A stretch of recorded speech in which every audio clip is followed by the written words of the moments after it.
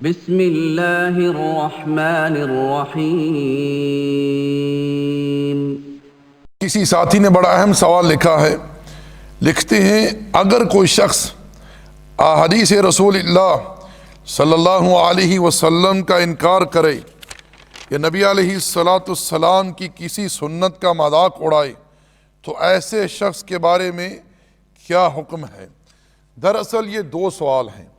ایک تو انکار حدیث کا، دوسرا نبی علیہ السلام کی سنت کا مذاق اڑانے کا۔ انکار کے تعلق سے سن لیجئے، اگر کوئی شخص جان بوجھ کر اس بات کو جانتے ہوئے سمجھتے ہوئے کہ حدیث صحیح ہے، متصل ہے، حدیث کے اندر کوئی علت نہیں پائی جا رہی اور محدثین کا حدیث کی صحت پر اتفاق ہے، اب یہ ساری چیزیں یہ جان رہا ہے، جان بوجھ کر ہٹ درمی کی وجہ سے، تعصب کی وجہ سے یا اندھی تقلید کی وجہ سے حدیث کا انکار کر رہا ہے، حدیث کا انکار کر رہا ہے، تعویل نہیں، انکار کر رہا ہے، اور یہ شخص مجنون بھی نہیں ہے، پاگل بھی نہیں ہے، کیونکہ پاگل جو ہے، مجنون جو ہے مرفوع القلم ہے، اور یہ بھول بھی نہیں رہا کیونکہ نسیان معاف ہے، خطا بھی نہیں کر رہا، غلطی بھی نہیں کر رہا، یعنی بعض اوقات انسان خطاً کوئی بات کہہ دیتا ہے، خطاً غلطی سے کہہ دیتا ہے، اور یہ شخص عاجز بھی نہیں ہے، یعنی اس کو مجبور بھی نہیں کیا جا رہا حدیث کا انکار کرنے پر۔ بات میں نے اسی طرح اس کے اوپر حجت بھی تمام ہو چکی ہے، علماء نے، مشائخ نے اسے سمجھایا ہے، بتلایا ہے کہ بھائی یہ حدیث ہے اور صحیح ہے، متصل ہے، سندن صحیح ہے، محدثین کے اس پر اتفاق ہے، ان ساری چیزوں کے باوجود اسے علم بھی ہے، جاہل بھی نہیں، بھول بھی نہیں رہا، غلطی بھی نہیں کر رہا، مجبور بھی نہیں ہے، عاجز بھی نہیں ہے، اسی طرح حجت بھی تمام ہو چکی ہے اس کے اوپر، پھر بھی انکار کر رہا ہے، تو یہ انسان اس فعل کی وجہ سے کافر ہو جائے گا۔ اگر وہ ایک حدیث کا انکار کرے یا وہ ساری حدیث کا انکار کرے،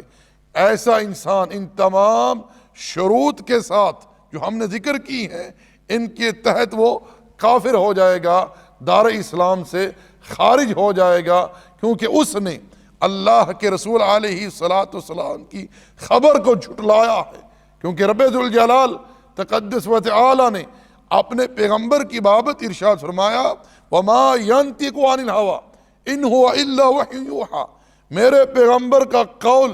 میرے پیغمبر کا فعل اس دین میں کیا ہے؟ وحی الہی ہے۔ کیا ہے؟ وحی الہی ہے، اللہ کی طرف سے وحی ہے، اور اس نے وحی کا انکار کیا، اور جو اللہ کی وحی کا انکار کرے وہ کافر ہو جاتا ہے، چاہے وہ قرآن کی شکل میں ہو یا حدیث کی شکل میں ہو۔ اسی طرح دوسری بات جو بھائی نے دریافت کی وہ کیا کہ اگر کوئی شخص نبی علیہ السلام کی کسی سنت کا مذاق اڑائے، اس بارے میں کیا حکم ہے؟ یاد رکھیں شیخ الاسلام محمد بن عبد الوہاب رحمۃ اللہ علیہ نے ایک رسالہ تصنیف فرمایا جس کا عنوان انہوں نے یہ دیا نواقض الاسلام۔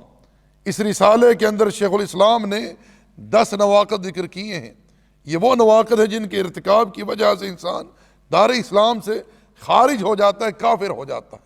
اور ان 10 میں سے ایک نواقض یہ ذکر کیا کہ اگر کوئی شخص اللہ جل وعلا کا مذاق اڑائے یا اللہ جل وعلا کی آیات کا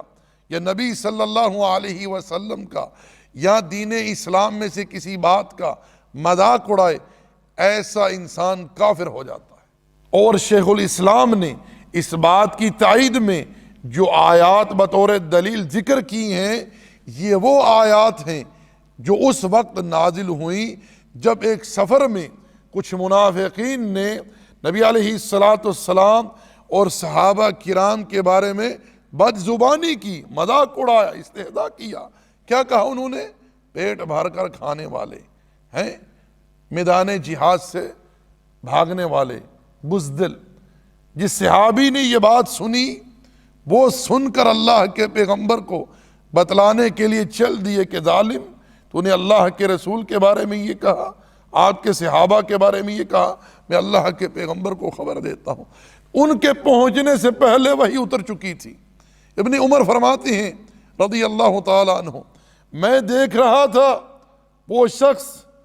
جس نے یہ باتیں کی وہ نبی علیہ السلام کی سواری کے ساتھ چمٹا ہوا ہے اور اس کے پاؤں گھسیٹے جا رہے ہیں پتھروں میں، جھاڑیوں میں، اور وہ یہ کہہ رہا ہے اللہ کے رسول ہم تو مذاق کر رہے تھے، ہم تو دل لگی کر رہے تھے، وقت گزارنے کے لیے باتیں کر رہے تھے، اور نبی علیہ السلام یہ آیات تلاوت کر رہے تھے، قل اباللہ وآیاتہ ورسولہ کنتم تستہزئون، ان سے کہیے کیا تم اللہ کے ساتھ، اس کے رسول کے ساتھ، اس کی آیتوں کے ساتھ مذاق کرتے ہو؟ لا تعتذروا، بہانے مت بناؤ، قد کفرتم بعد ایمانکم، تم اپنے ایمان لانے کے بعد، اسلام لانے کے بعد کافر ہو چکی ہو۔ جو شخص جان بوجھ کر